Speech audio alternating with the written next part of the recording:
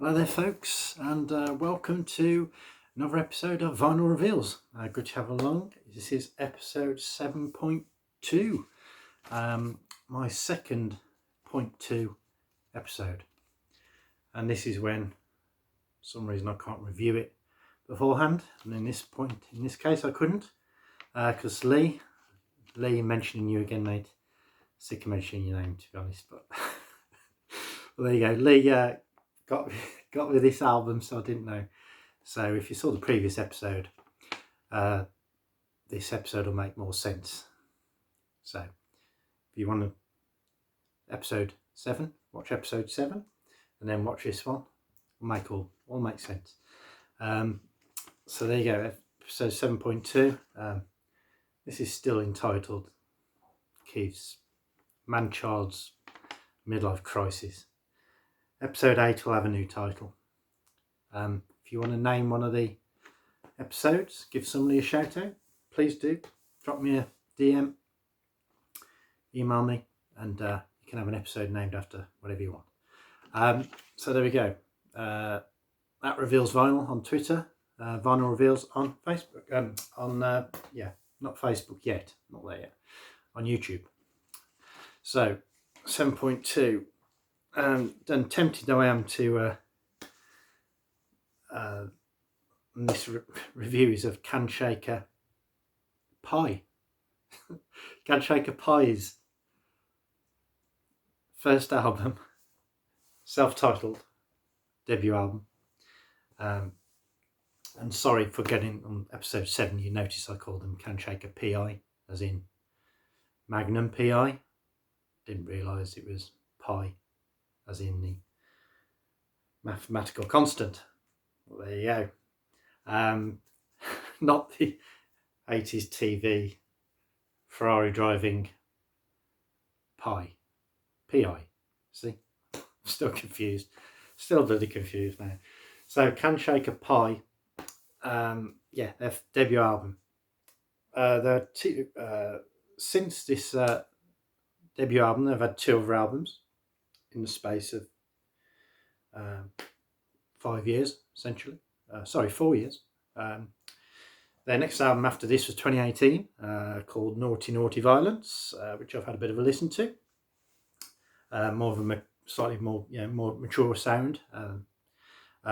Moving on and picking up on the good things they achieved on this first album. And then they released an album this year called OK Decay. I've had a brief listen to that too. That's a bit more stripped back, bit more kind of lo-fi, but I quite like that, the bit I've heard of that. Maybe if you wanted to make a start on these guys, maybe go for the Naughty Naughty Violence, and then you could kind of work your way backwards and forwards maybe. So if you're going to check these guys out, maybe Naughty Naughty Violence is as good a place to start as any. But yeah, so they've released 3 albums in space of 4 years, which is not to be sniffed at by any stretch of the imagination. And another thing I briefly touched upon in the first episode was that Stephen Maltmus was the producer of their first album. He's best known for being in the band Pavement, a sort of slacker rock, northwest coast America, early 90s indie guitar band, and a lot of Canshaker PI. I'm just going to call them Canshaker PI's sound is fairly similar to that. The kind of White Stripes, bit of Pixies, bit of Nirvana, that kind of feel to it. Good old solid indie guitar rock. This is kind of what you're getting from these guys. And the 4 guys in the band, or when they made this first album, were Boris de Klerk on guitar, lead vocalist Willem Smit, on bass Ruben van Wiegberg, and drummer Nick Boland. Whether or not Nick Boland is Dutch or not, or he's from somewhere else, I don't know. But there you go. So that's kind of a little bit of a rundown of Canshaker PI.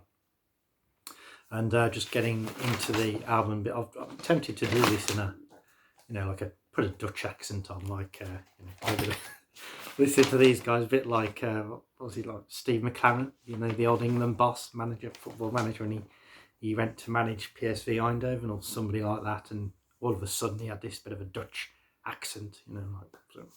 Oh, Canshaker PI, bit weird. I'm very tempted though I am. I shall stick to my black country. So unfortunately, you're stuck with that. But anyway, so this is a quick review of this album, Canshaker PI's debut album, Canshaker PI. And there we go. And the album's a little bit kind of slow to get going, kind of thing. It was a little bit kind of standard fare, standard kind of indie rock. Nothing too crazy exciting for the first couple of songs. Third song, The Naked Flower of the Whiz 2, which is quite a bizarre title for a song. That's quite stripped back, a little bit REM-ish, kind of nice enough, kind of a hybrid sound still. But then it kind of picks up from track 4, Adolescence Profound.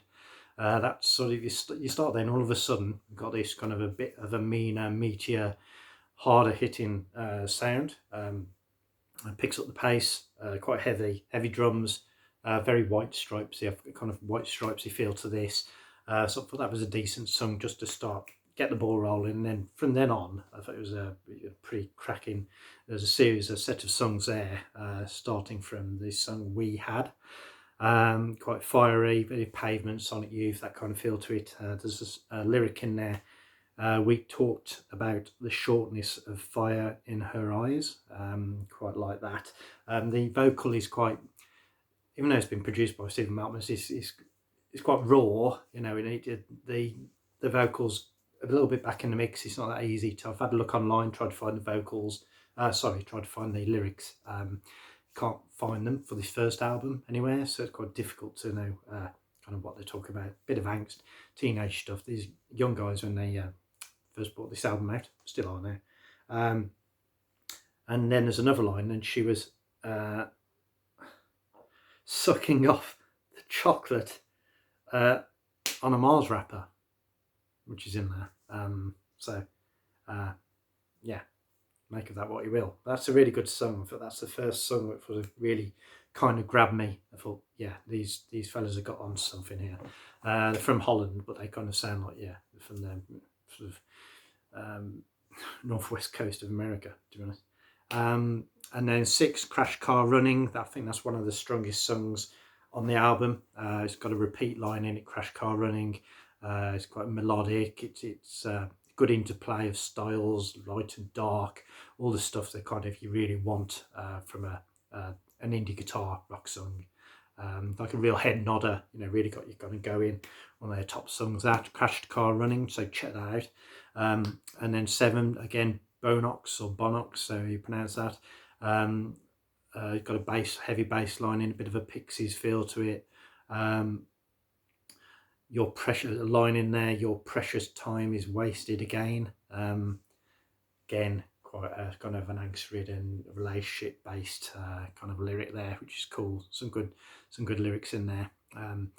A great outro on that as well. And then into number 8. These are all this set of 5 or 6 songs from 4 onwards, 4 to 9, I would say. Real good quality. The You in My Dog, again, I think that's probably the second, one of the top songs on there again.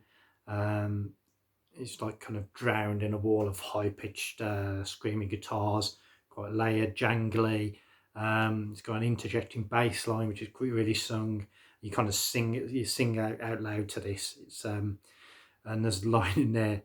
I'm not sure exactly what this line is, but it says, drunk cheating is the worst. I've got pacemaker of love, or it's either peacemaker of love or something like that. It's got an undeniably catchy melody, this one. Great bass line at the end, bit of a false ending there as well, near the end. Really good, really interesting, good stuff. And then after that, again, number 9, what you're trying to say. That's a little bit down tempo, a bit Nirvana like, I felt. Taking it down a notch, there's some whistling. It's dark and brooding. It's like a tumultuous sea of noise is what I've put. So it's all good, interesting stuff. A lot of nothing's too the same in this section. Really, really, real good quality. And then maybe on to the last song, 11. So there's 11 songs in total. And that one's called Over, appropriately titled. It's chiming, it's layered, it's got this phrase indie kids in it. And I think they've got a song on the second album, something indie kids. So they know who they are. They're not afraid to say it, kind of thing. It's got some la la la in it, this kind of thing. And there's a lot of reverb in it. And then at the end, it kind of it's got like a bit of a jamming feel to it. You know, they really enjoyed making this album, I think, and it sort of comes out in this last song. You know, they're just laying it all down. It goes on for about 9 minutes, something like that, and they're just laying it all out. And you know, a really cool little end to the album, actually. Left it all out there, I was saying, and it sounds like they're having fun, and they produced some really good a section of songs there, about 6 or 7 songs there that are really good songs for where they come from, and the influence. You can feel the influence, but they've done a great job, and it's worth investigating this band further, definitely. And that was it. I mean, it dried that last song. It goes out to some chatter, almost looks like they've finished a gig. I'm not sure if it was a live recording, but it's like they've got some gig chatter after the end, which is quite interesting. Just quirky, just interesting little finish to it there, and I thought that was well done. So yeah, I think that's kind of it. It sort of kind of summed it up. So well done. I mean, get this album. As I say, suggest maybe get their second album maybe as an introduction. And then, you know, if you really like these guys, have a look at the new one. That sounds very interesting to me. I need to have a better look at that, a better listen to that. And yeah, go for it. So Canshaker PI, well done. Great job, and another great piece of vinyl to the collection. So thanks for joining me. I'll be back later on this week with my next reveal, which is just lying down here. I can't really show you because it's in a clear plastic bag, so you'd know what it was. So I can't do that, unfortunately. Again, I've got some stickers. If you want a sticker, or you want somebody to you want to name one of the episodes, please do. I'm all for that. So being good having you along again. Take care of yourselves. Look out for this new lockdown. If you're not in lockdown, at least you can still listen to your music, which is the main thing in life. So take care.